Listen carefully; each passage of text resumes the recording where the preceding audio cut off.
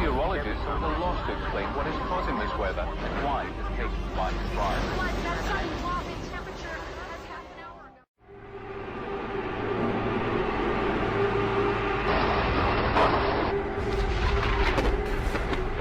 It is the agenda for the 21st century you're living in today.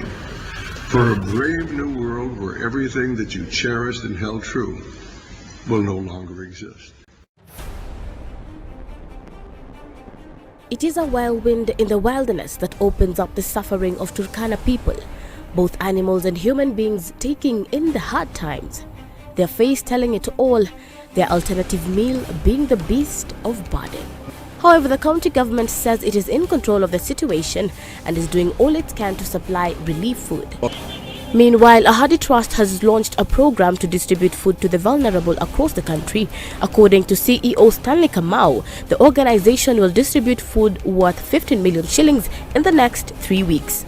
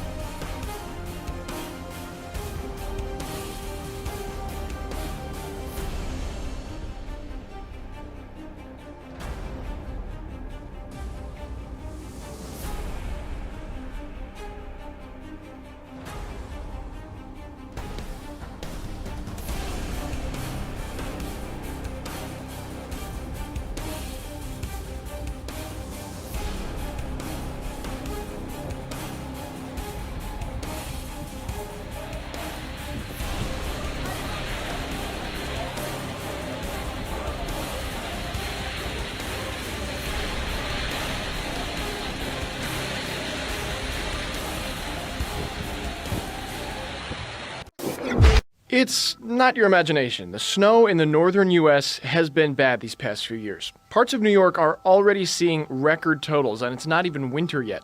You can thank climate change. Remember 2014's headlines about the polar vortex? That's the cold air that sits over the poles.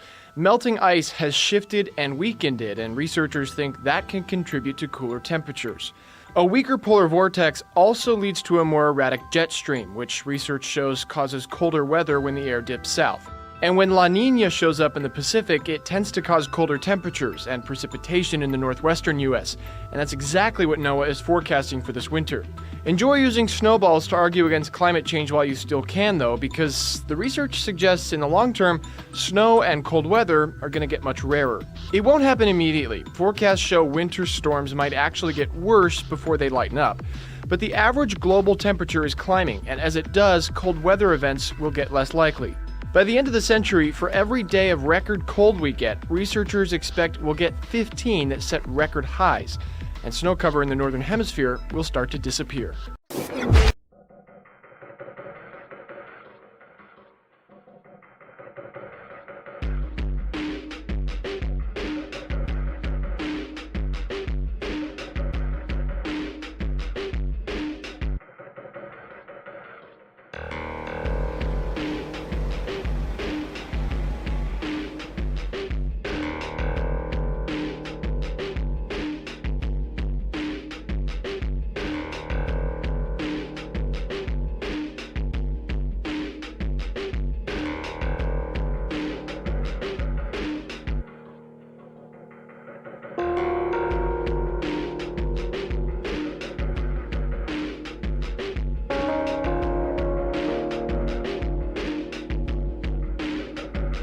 Arctic sea ice is melting at such an alarming rate that scientists are warning it might trigger uncontrollable changes across the globe.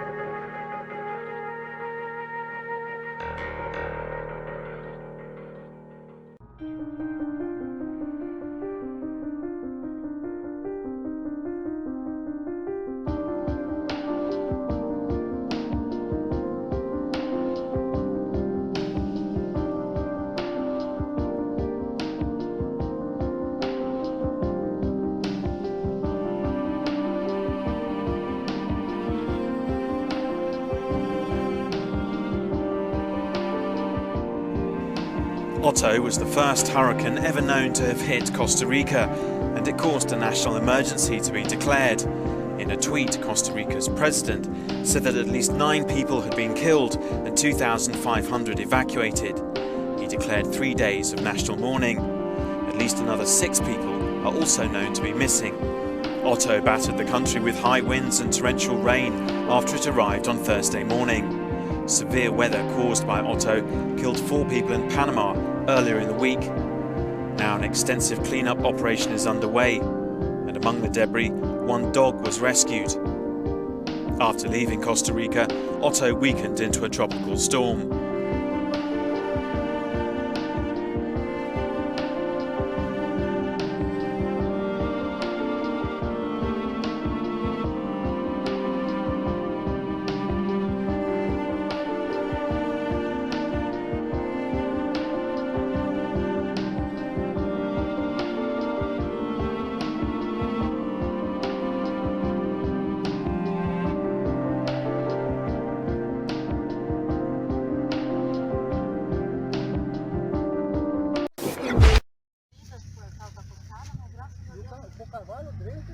Meu Deus do céu. Não, foi ontem mesmo.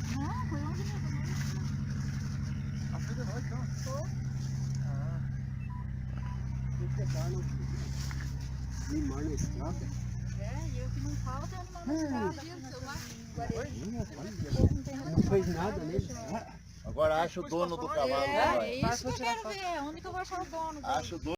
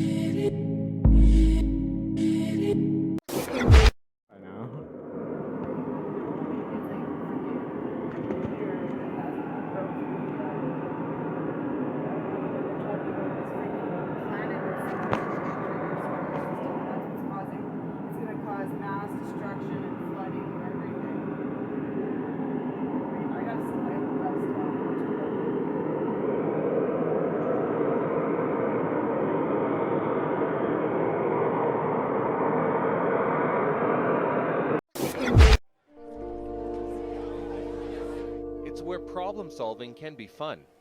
The World Robot Olympiad is hosting around 2,000 young participants from more than 50 countries. They're solving challenges using science and technology.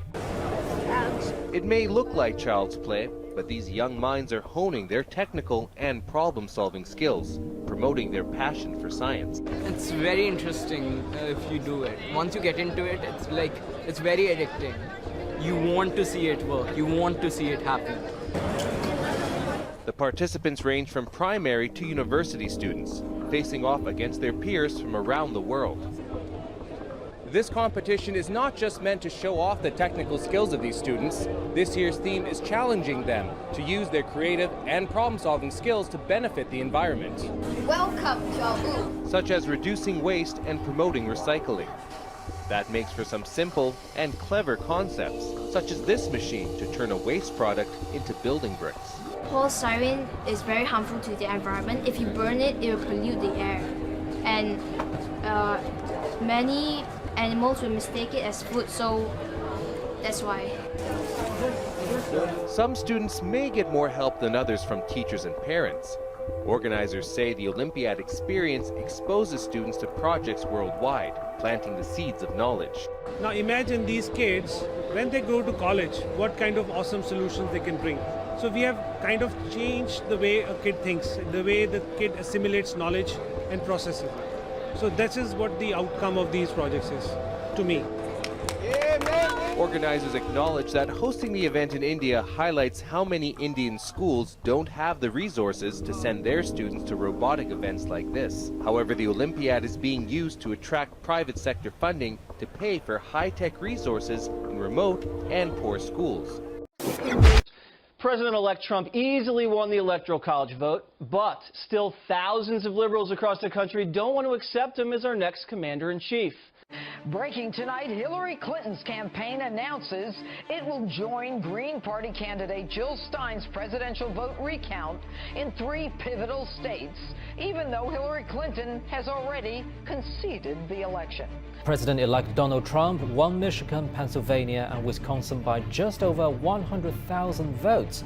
Razor-thin victories in those states pushed him above the 270 votes needed for victory in the Electoral College. The Clinton camp say they intended to participate in Wisconsin recount to ensure the process proceeds in a fair manner. Although experts say there is virtually no chance of overturning the final result, the recounts could reignite debate over the legitimacy of Trump's election. US President-elect Donald Trump was quick to denounce Hillary Clinton's decision to help with efforts to secure vote recounts in several states, dismissing the notion as ridiculous. Clinton's presidential campaign said on Saturday it would aid Green Party nominee Jill Stein's push for recounts, despite the Obama administration declaring the result the will of the American people. It's not just tents and teepees in the main camp at Standing Rock. Wooden buildings are also going up to shelter the 8,000 people here to stop an oil pipe from passing close to a Native American reservation. But the US Army Corps of Engineers, which owns the land, have just sprung a surprise, saying everyone needs to leave by December the 5th or face arrest. Native American leaders say they're not going anywhere. I think that there's a large number of folks that are dedicated to standing their ground. I mean, we have moral rights on our side, we have treaty rights on our side, and this is a fight not only against this pipeline, but this is a fight for justice and for self-determination as Indigenous people. Protesters march in the capital Khartoum, furious at the rising costs of fuel and medicine. Government subsidies of fuel have been cut, which has caused the price of petrol and diesel to soar by around 30%. It's not the only price rise the Sudanese have seen in the last few weeks. Changes to foreign exchange rules mean some imported drugs now cost a lot more than they did last month. A hail of gunfire erupts on New Orleans' iconic Bourbon Street, sending hundreds of partiers running for their lives. One person is dead and 9 others are injured. Police arriving to a chaotic scene, packed with tourists in the French Quarter.